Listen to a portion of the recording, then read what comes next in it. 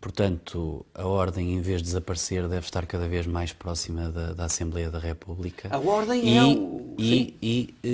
Contribuir, nomeadamente, para questões como o Pacto de Justiça.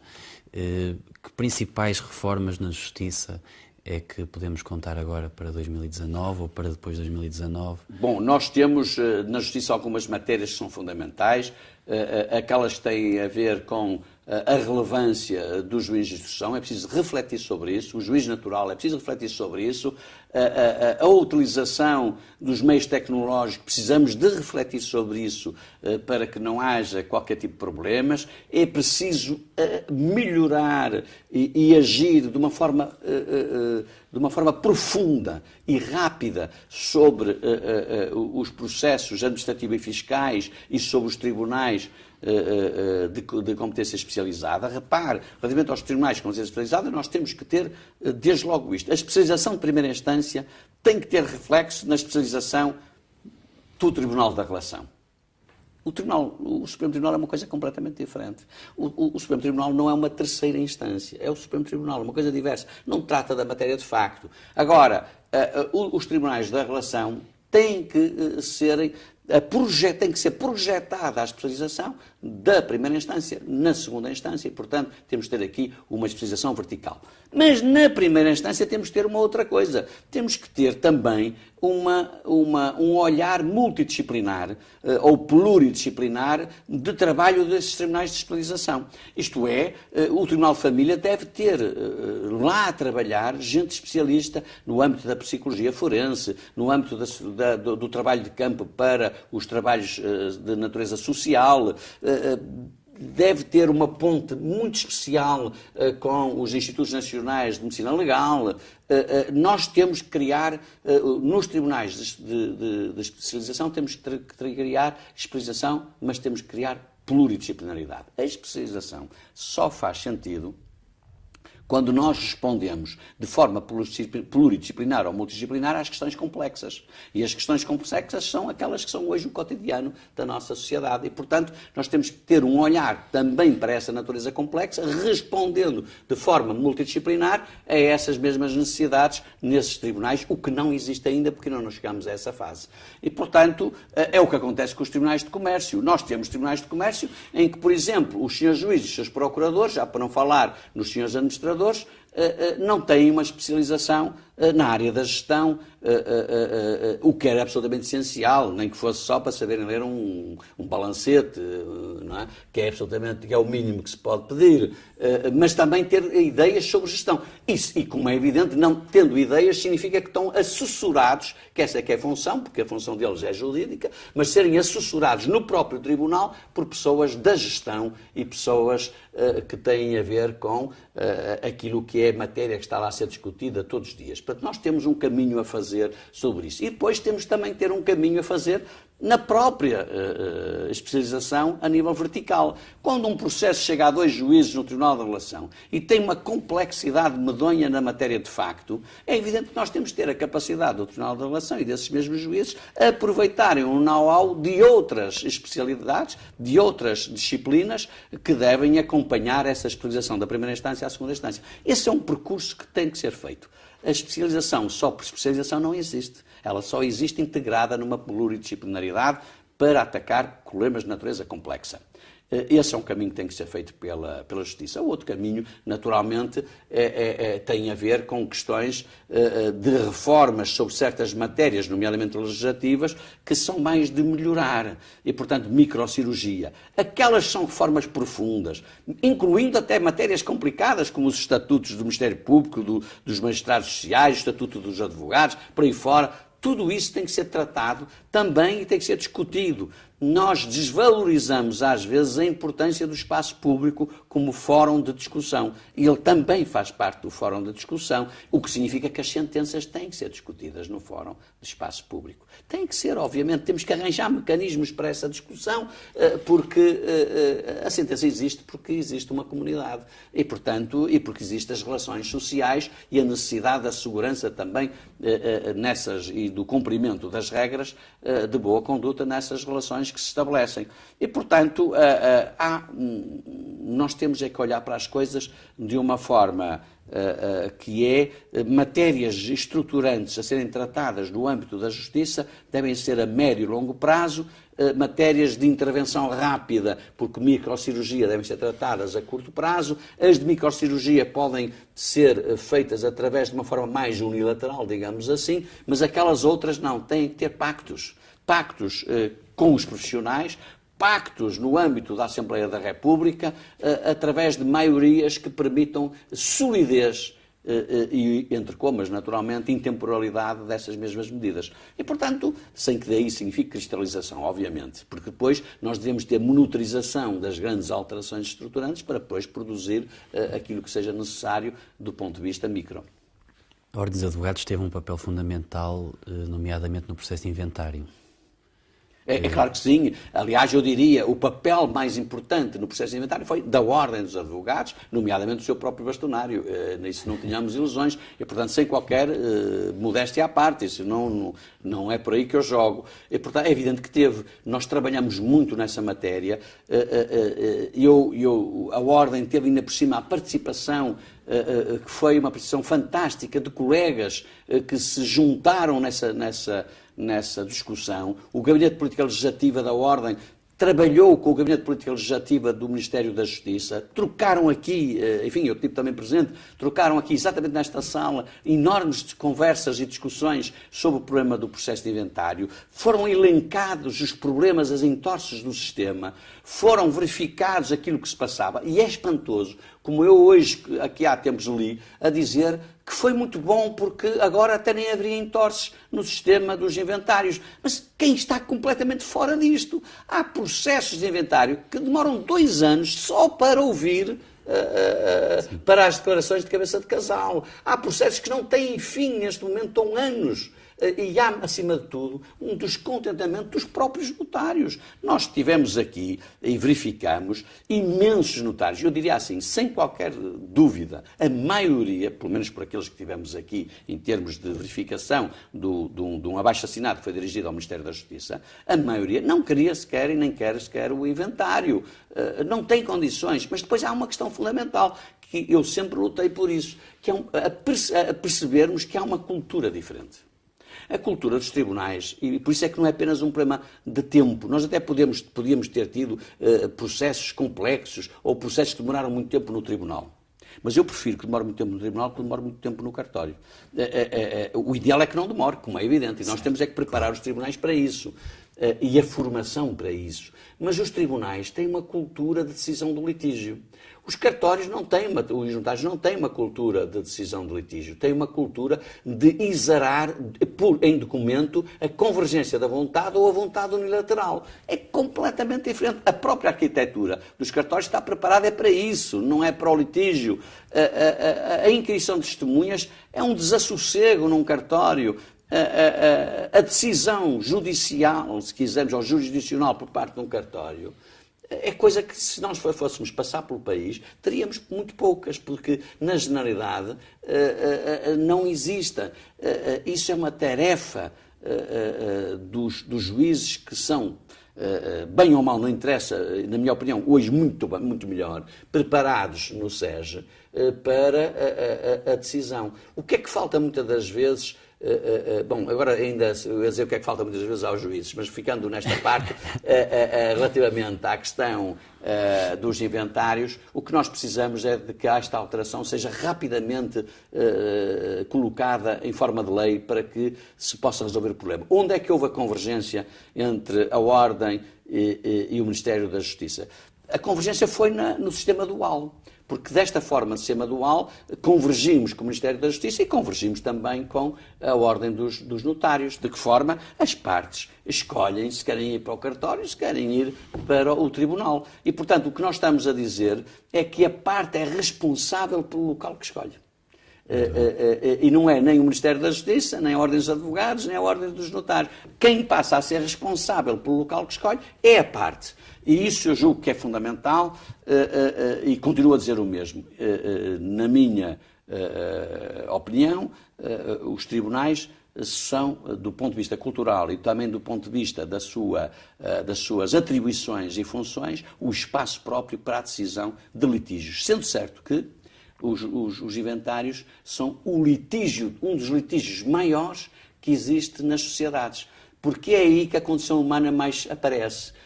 As famílias que estavam tão bem, ou que aparentemente eram tão amigas, com enormes afetos, muitos beijinhos, e que de repente, por razões de herança, não é? Insultam-se uns aos outros, cada um deles é o pior que o outro, são os diabos. A condição humana está ali. Podia-se fazer dramaturgia, se quiser, argumentos para o que é que se quisesse. É ali que se poderia ver aquilo que há de melhor e de pior na nossa condição.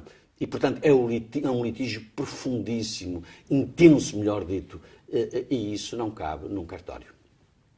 Também falou na questão da criação de equipas multidisciplinares nos tribunais, a instalação de mais tribunais, também tem dito isso, como forma de solucionar o problema da lentidão da justiça, chamemos-lhe assim, porque é mesmo lentidão. Eu pergunto, e a Ordem dos Advogados, por si só, não poderá fazer nada, nomeadamente em termos disciplinares, atuando de forma mais ativa perante comportamentos de litigância de má-fé, por exemplo? Bom, a Ordem dos Advogados é, talvez, uma das ordens que mais trabalho apresenta, se quiser, e também que tem um comportamento, do ponto de vista das exigências deontológicas, com uma tradição enorme, aliás, elogiadíssima por vários provedores de justiça. O problema é que a Ordem dos Advogados também não estava preparada para tanta litigância. E, portanto, neste momento, a questão que se nos coloca não é a capacidade dos colegas que estão no âmbito dos órgãos disciplinares ou jurisdicionais, é o problema do enorme número de litigância, alguma da qual nem sequer se justifica. E porquê? Porque muitas das vezes há pequenos, aquilo que podemos chamar, do ponto de vista dos advogados, ou se quiser da relação inter-advogados, muitas vezes há melindres, não é? Que deveriam, como dizia Toffler, não é? Serem atirados para trás das costas, não serem sobrevalorizados. Há um trabalho por fazer aí, com certeza, para que não se encha os órgãos disciplinares da Ordem com muitos processos, mas sim com aqueles que são, de facto, importantíssimos. Em segundo lugar, há também a cultura do próprio advogado, que tem que ter uma cultura urbana, como a maioria tem, relativamente aos colegas, relativamente aos juízes, relativamente ao tribunal. E aos seus procuradores e aos seus funcionários, como também deve exigir isso dos outros. E os seus advogados devem ser solidários uns com os outros nessa exigência, não ficarem uns para um lado e outros para o outro. Por outro lado, há o cidadão. Há os beneficiários do apoio judiciário, que por razões diversas participam a tudo e por nada relativamente aos senhores advogados. Portanto, nós hoje temos uma litigância que não tínhamos. O que significa que é preciso avaliar, mas, acima de tudo, também temos aqui um papel absolutamente essencial, que é preparar a Ordem para o futuro, para ela responder também com maior celeridade e rapidez àquilo que são as exigências disciplinares na própria Ordem. Agora, do ponto de vista substantivo ou de conteúdo, não há dúvidas que a Ordem reage e a Ordem tem um comportamento, através da sua autorregulação, sem dúvida nenhuma, acima da qualidade que é exigível. Ficou por perguntar, a propósito da credibilização da justiça, isto também tem tudo a ver com a credibilização da justiça, porque um tribunal que não é rápido, não resolve um problema rápido, não é credível. E, portanto, a justiça não é credível. Mas, mais direcionado com isto, acredita que existe uma justiça machista em Portugal, ou falta sensibilidade a alguns magistrados para lidar com algumas questões? Ora bem, o problema, eu não chamaria uma justiça machista, embora a gente sabe que o termo existe. O problema é saber se a sociedade ainda é caracterizada por um lado de género. a violência doméstica a que estamos hoje confrontados, e este mês de janeiro todos ficamos apreensivos com a enormíssima violência de género, mais até do que doméstica, ou também doméstica, o que significa que a sociedade, ela própria, ainda tem características, de facto, que têm a ver com um lado muito patriarcal, se quiser, e com uma menor sensibilidade. O problema é que os tribunais têm que estar na frente, não é? E, portanto, eu costumo dizer que quem não tem capacidade para atuar ao nível da decisão judicial, no enquadramento constitucional que é dado pela nossa Constituição, não deve estar em funções de direito, no âmbito do direito da família. Não é um problema, eu diria assim, é muito menos um problema disciplinar e é muito mais a circunstância de estar onde nunca deveria estar. E, portanto, essas pessoas não deveriam nunca estar nem em tribunais de família e muito menos nos tribunais da relação. O que significa, se me perguntar se há exemplos de magistrados que não deveriam estar no Tribunal de Família ou de desembargadores que não deveriam estar no tribunal a julgar matéria de direito da família, eu digo claro que sim, claro que há. Mas isso também é um reflexo da própria sociedade, claro que sim, mas aí nós temos que ter uma exigência maior do ponto de vista de alguma coisa que faz, como alguém sinalizou um dia, que é qual é a função do jurista. Bom, a função do jurista é atuar no âmbito da justiça através daquilo que é o enquadramento constitucional de um dado Estado. Ora, nós temos uma Constituição e temos ainda legislação ordinária que parece que é à frente daquilo que é o pensamento de alguns ou de algumas pessoas que têm como função julgar. E isso não pode acontecer, como é evidente. Muito bem. Mudando de assunto, o Dr. Guilherme sempre disse que não iriam ser aplicadas sanções aos advogados que incumprissem o dever de denunciar crimes relacionados com o branqueamento de capitais. Teve de lidar com algum problema em concreto? Não, eu não disse exatamente assim. Eu sei que isso foi dito por outros titulares de órgãos, não do Conselho Geral. O que eu disse foi que na colisão dos deveres, no âmbito do branqueamento de capitais, nós devemos sempre sopesar com maior consistência o dever de sigilo. Mas isso não significa que o advogado possa, em nome desse direito também, que é do sigilo, do dever que lhe incumbe de sigilo profissional e do direito que daí pode decorrer como prerrogativa relativamente a certas condutas, que possa se transformar em cúmplice ou coautor relativamente a crimes. E, portanto, o que nós temos vindo a fazer é a trabalhar, aliás, vamos colocar em discussão pública, no sentido da ordem, de uma audiência, de uma auscultação, aquilo que será, digamos assim, chamemos entre comas, um regulamento sobre esta matéria, para que o bastonário que tenha a obrigação de analisar todos os casos que lhe sejam mandados pelos advogados, o possa fazer com maior consistência, maior apoio e, acima de tudo, os advogados possam saber com o que contam. Em segundo lugar, o que nós pretendemos é que o advogado, se tiver que participar, se liberte da responsabilidade e a transfira para a ordem, nomeadamente para o bastonário, que fará uma leitura. Onde é que nós divergimos com alguma posição de algumas pessoas ligadas ao Ministério Público? Nós divergimos naquele sentido em que parece haver quem defenda que o bastonário e a ordem dos advogados seriam apenas uma caixa de correio. E depois nós recebíamos e passávamos para o Ministério Público. Não é isso que diz a lei. Nós não somos uma caixa de correio. Nós não somos alguém que recebe e transporta. Isso não é a função da ordem. Nós somos alguém que recebe por parte do advogado, analisamos, verificamos, decidimos e enviamos. Tudo ou parte ou nada.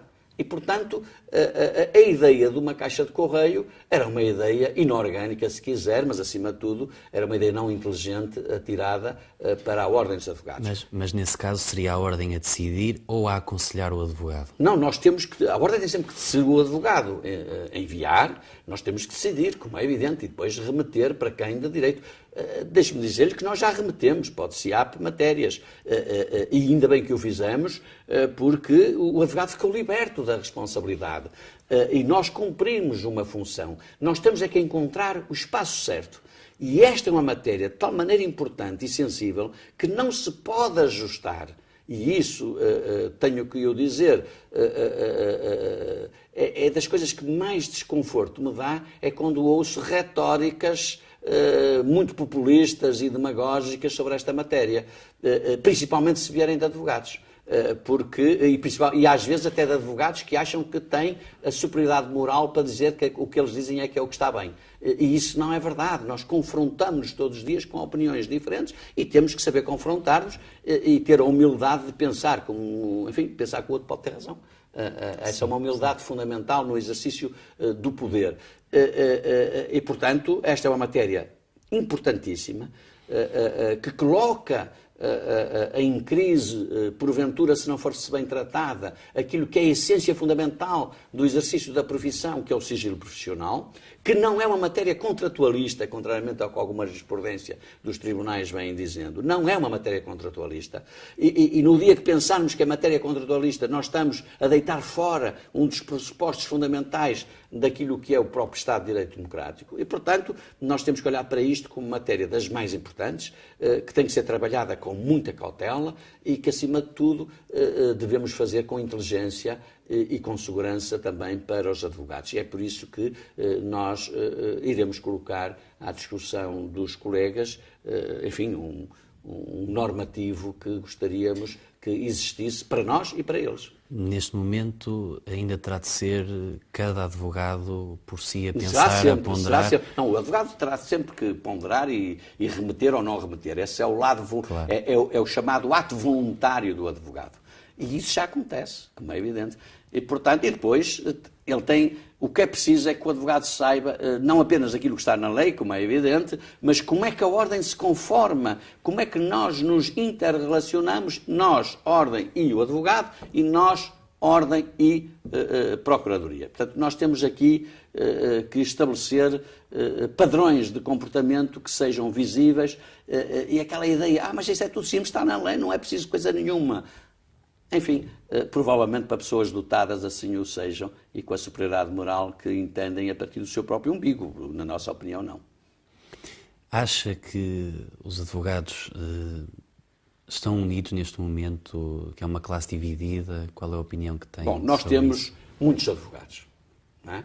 E, portanto, conforme vamos tendo cada vez mais, é evidente que o número determina uma grande diversidade de olhar o mundo, da munividência, até das minudências, do ponto de vista ideológico, do ponto de vista filosófico, e, portanto, é natural que exista hoje aquilo que acontece sempre. Há os advogados a pensar de maneira diferente, o que significa que, sendo muitos, há a criação de subgrupos, há opiniões diferentes, a vida das sociedades é cada vez mais complexa e contingente, as questões hoje discutem-se hoje matérias que muitas vezes não se discutia antes, felizmente discutem-se agora.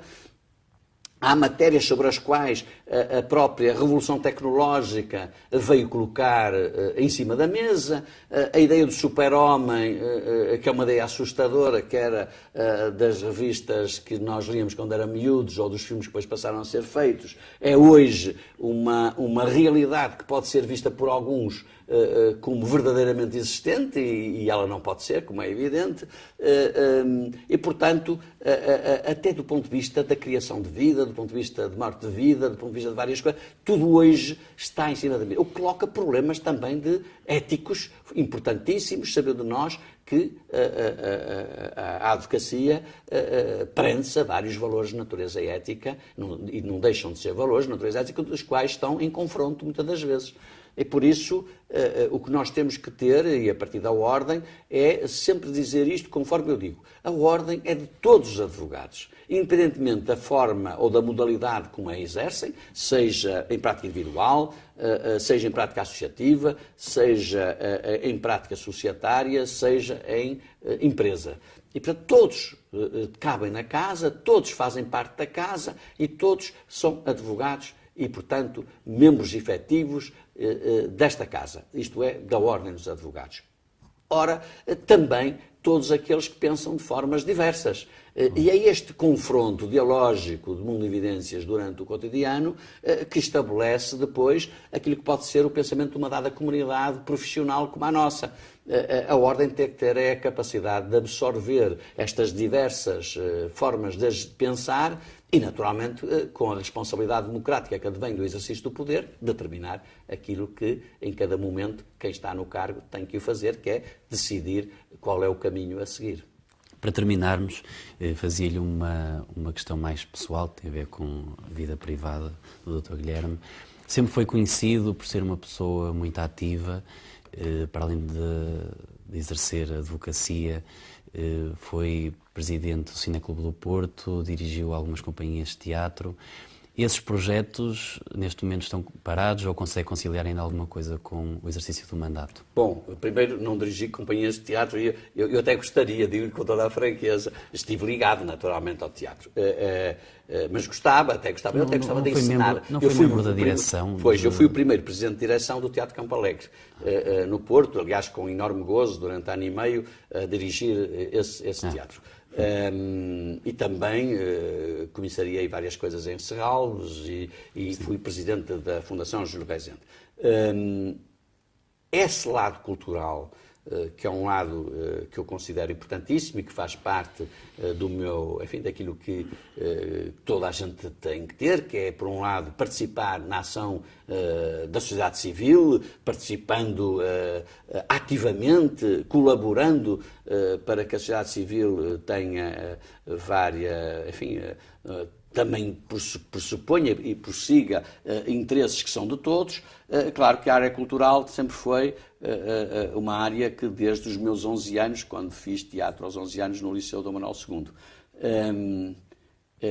e isso foi muito positivo para a formação, como é evidente, embora eu hoje seja, enfim, até de forma compulsiva, um espectador de cinema, não é? Isso que nunca me largou e, aliás, fiz um curso muito interessante na área da realização de cinema com o Lauro António e portanto, na altura, enfim, estive ligado a vários projetos da área do cinema, mas, acima de tudo, eu acho que isso nos dá uma capacidade de olhar para o outro. E se nós quiséssemos encontrar alguma linha comum com a advocacia, é essa, é olhar para o outro. E quando não conseguimos olhar para o outro e olhamos para outras coisas que não o outro, é evidente que nós estamos a afastar daquilo que é o interesse e a ação da advocacia, como também da área cultural. Hoje em dia é muito mais restritivo. Eu no escritório tinha mais tempo livre que aqui na Ordem.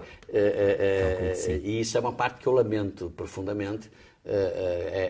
Digamos, uma maior indisponibilidade para aquilo que eu gosto também, como é evidente, não só o cinema, como o teatro, como a dança, como o canto, como o fado, e portanto tudo isso a mim, como é evidente, motiva-me muito e está à espera.